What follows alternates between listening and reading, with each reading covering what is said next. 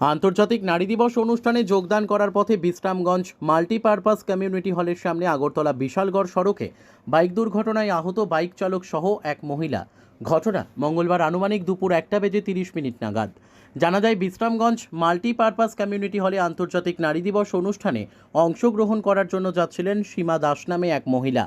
Bishramganj multipurpose community hall ঘরের সামনে আসতেই আগরতলা বিশালগড় সড়কে একটি বাইক বিশ্রামগঞ্জের উদ্দেশ্যে যাওয়ার পথে দ্রুত গতিতে থাকায় নিয়ন্ত্রণ হারিয়ে সীমা দাসকে সজোরে ধাক্কা মেরে বাইক সহ রাস্তায় ছিটকে পড়ে যায় বাইক চালক বিশ্বজিৎ সরকার। প্রত্যক্ষদর্শীরা ঘটনা দেখতে পেয়ে দ্রুত খবর দেয় অগ্নি নির্বাপক দপ্তরে।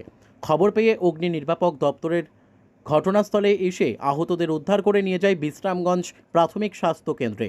বর্তমানে বিশ্রামগঞ্জ প্রাথমিক স্বাস্থ্য কেন্দ্রে আহত সীমা দাস ও বাইক চালক বিশ্বজিৎ সরকারের চিকিৎসা চলছে।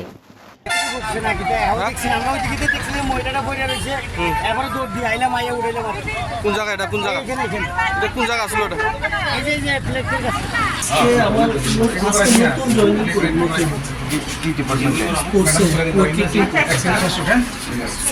আজকে আমরা অভাব দিচ্ছি আজকে কিছু জয়েন করা যাবে। আমি বাইক ইসলাম বেলুনিয়া যাবো, বেলুনিয়া গিয়ে স্পোর্টস অফিসে কাগজ জমা দেব।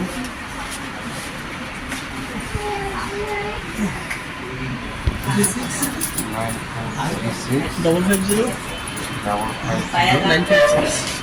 50 বাইকের নামটা কও। বাইকের নামটা খেয়াল লাগছে।